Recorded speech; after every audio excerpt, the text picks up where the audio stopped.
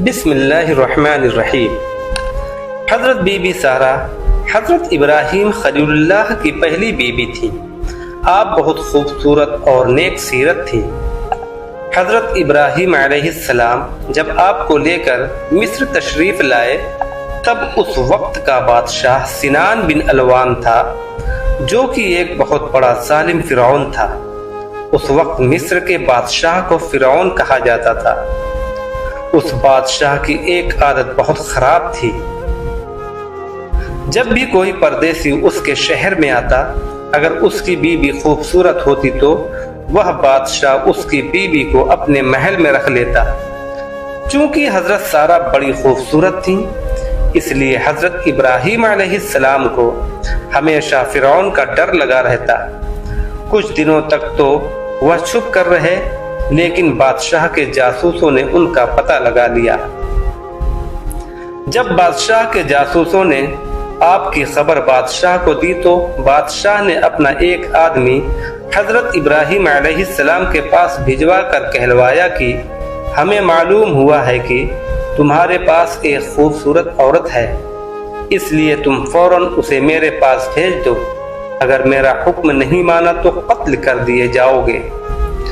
حضرت ابراہیم علیہ السلام نے ساری بات سارہ کو بتاتے ہوئے کہا کہ بادشاہ کی بات نہیں مانیں گے تو دونوں کو مار دیا جائے گا۔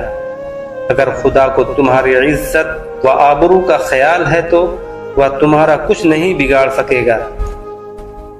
کافی دیر سوچنے سمجھنے کے بعد حضرت سارہ بادشاہ کے پاس جانے کے لیے تیار ہو گئی، کیونکہ ان کو اور حضرت ابراہیم علیہ السلام کو خدا پر پورا بھروسہ تھا۔ پھر حضرت ابراہیم اور حضرت سارہ نے 2 رکعت نماز ادا کی اور دعا کے لیے ہاتھ اٹھائے اور فرمایا، یا الہی، میں تجھ پر اور تیرے رسول پر ایمان لائی ہوں، کسی ظالم کافر کو مجھ پر حاوی نہ ہونے دینا، میری عزت و آبرو کی حفاظت کرنا۔ پھر نماز اور دعا سے فارغ ہو کر آپ شاہی نوکر کے پاس بادشاہ کے دربار پہنچی۔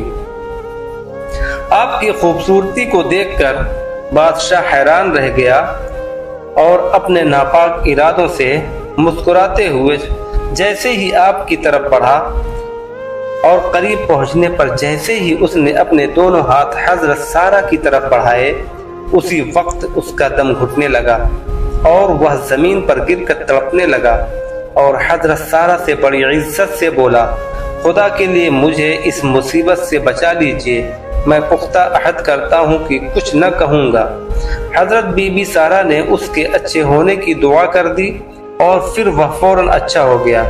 پھر کچھ دیر بعد واپس شیطان نے اس کا دماغ بدل دیا اور بادشاہ پھر وہی حرکت کرنے لگا۔ 3 بار بادشاہ نے ایسا ہی کیا۔ 3 بار اپنے انجام میں ناکام رہنے پر اسے یقین ہو گیا کہ میں اپنے ناپاک ارادے میں اب کامیاب نہیں ہو پاؤں گا۔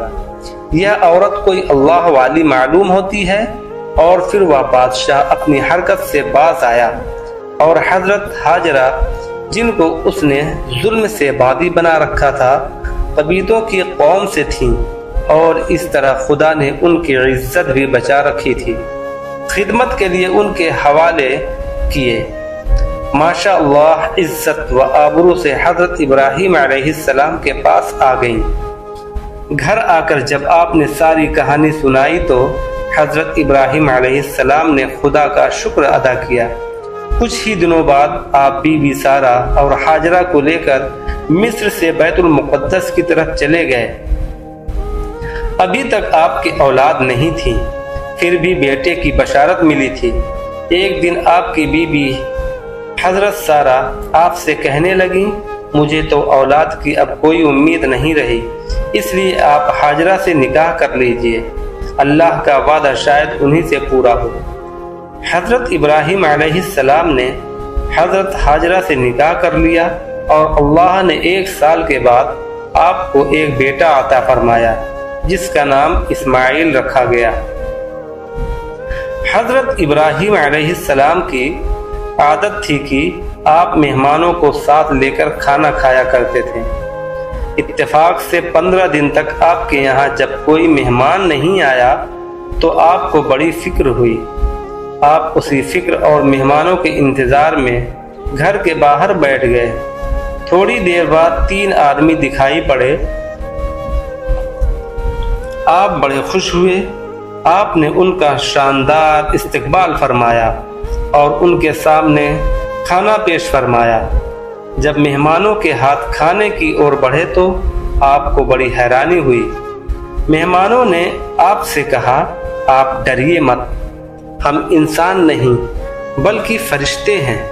एक का नाम जिब्राइल, दूसरा इसराफील और तीसरे का नाम मिकाइल है। हम हजरत लूत की कौम को उनकी सरकशी की सजा देने के लिए जा रहे हैं और आपको खुशखबरी सुनाने आए हैं कि आपकी पहली बीबी हजरत सारा के पेट से एक लड़का पैदा होगा। हजरत सारा वहीं पर पीछे बैठी हुई थी और यह बात सुनकर हंसने लगी और फरमाया, मैं 90 साल की और मेरे शौहर 120 साल के हो चुके हैं, अब क्या मेरे लड़का होगा?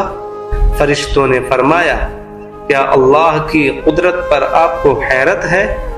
अल्लाह की रहमत व बरकत से कभी नाउम्मीद नहीं होना चाहिए।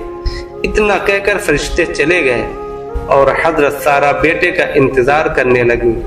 चुनांचे 1 साल के बाद अल्लाह ने उन्हें बेटा अता फरमाया, जिनका नाम इसहाक रखा गया। हजरत इब्राहिम अलैहिस्सलाम वह खुशनसीब पैगंबर हैं जिनके दोनों बेटे नबी हुए, इसलिए आपको अबुल अंबिया कहा जाता है। हजरत इब्राहिम अलैहिस्सलाम ने 195 की उम्र पाई और हजरत सारा ने 127 साल की उम्र पाई।